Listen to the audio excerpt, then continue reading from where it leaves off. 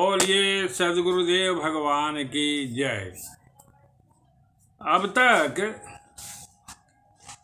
पारिभाषिक शब्दों के में क्रमिक रूप से जो वर्णन प्रारंभ किया गया था उसमें रीत उपशीर्षक के अंतर्गत प्रमुख ऋषियों के अद्भुत वाणी को अभिव्यक्त वैदिक संदर्भ के साथ अभिव्यक्त किया गया।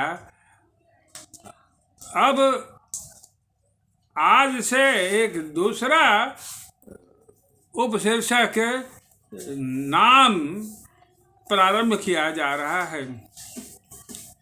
नाम शब्द के अर्थ में विद्वानों में भिन्नता है, भ्रम है।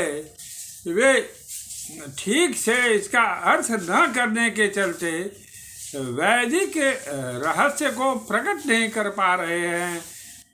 मंत्र दृष्टा ऋषि के भाव को वे अभिव्यक्त नहीं कर पा रहे हैं।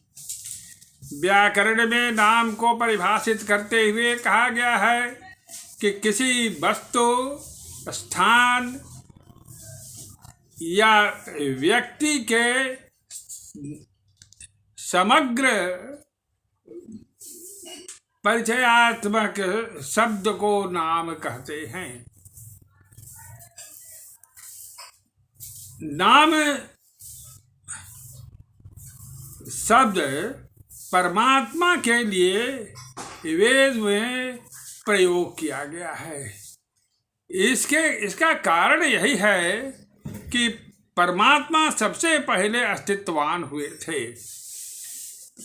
वे उनका कोई समग्र स्वरूप को व्यक्त करने वाला नामकरण पहले से नहीं हो सका था। जितने भी प्रार्थना में उनका संबोधन किया जाता है वह शब्द एक विशेषण है। विशेषण बराबर एकांगी होता है। इस एकांगी समग्रता का कभी भी भाव प्रकट नहीं कर सकता है। ऐसी परिस्थितियों में ऋषियों ने विचार किया कि नाम शब्द को ही संज्ञा के रूप में प्रयोग किया जाए। वैदिक ऋचा के प्रणयन के प्रारंभ काल में ही एक सुनासेप ऋषि हुए थे। सुनासेप ऋषि अपने समाधि अवस्था में भवतभित आत्मा का पुनः साधना करके मुक्ति धाम में प्रवेश करने के बाद एक जिज्ञासात्मक प्रश्न उत्पन्न हुआ है। उसी को वे शब्दबद्ध किए हैं। ऋचा है कश्चनूनम कतमस्यामृतामहे अन्मनामहे चारुनाम को नो मह्य अदितये पुनर्दादित पितरं च दृश्यमातरम। यह ऋग्वेद में एकदम प्रारंभ में ही संकलित किया गया है। भाव बहुत ही स्पष्ट है। जब भवचक्र में पड़ा हुआ व्यक्ति विविध जन्मों में अपना कर्म फल भोगने के पश्चात सद्गुरु के बताए विधान से साधना करके पुनः उस मुक्ति धाम में परमात्मा के सानिध्य में पहुंचता है। अब वह परमात्मा को पहचान चुका है। वहां देखता है कि परमात्मा ही तो सर्वाधार है।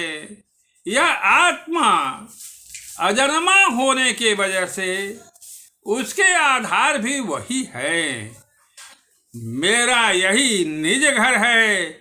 यहाँ अन्य जो आत्मा है जिनका कभी पतन नहीं हुआ है वो जिस प्रकार से आनंद सागर में गोता लगा रहे हैं, अनंत सुख शांति का अनुभव कर रहे हैं, मैं भी कर रहा था।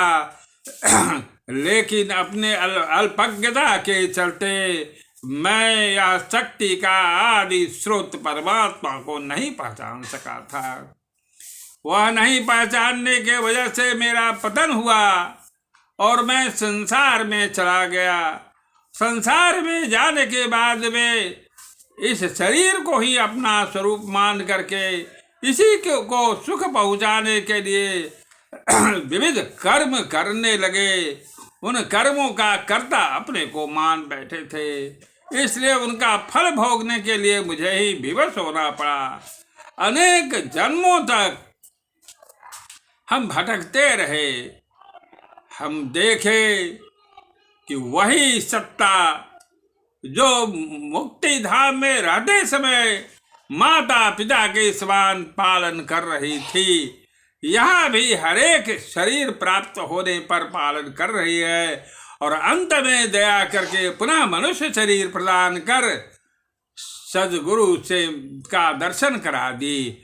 और सदगुरु ने दया करके ब्रह्म विद्या का सुगम मार्ग बतलाया, जिस पर साधना करके मैं पुनः अपने निज घर में पहुंचकर शाश्वत सुख और शाश्वत शांति प्राप्त कर रहा हूँ।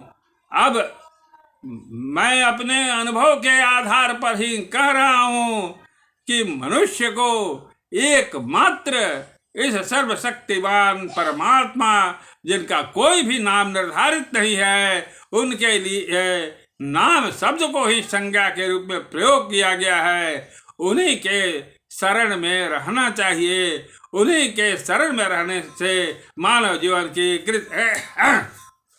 जीवन की कृतकृत्यता है। बस आज इतना ही कह करके नए उपशीर्षक को प्रारंभ कर रहा हूँ।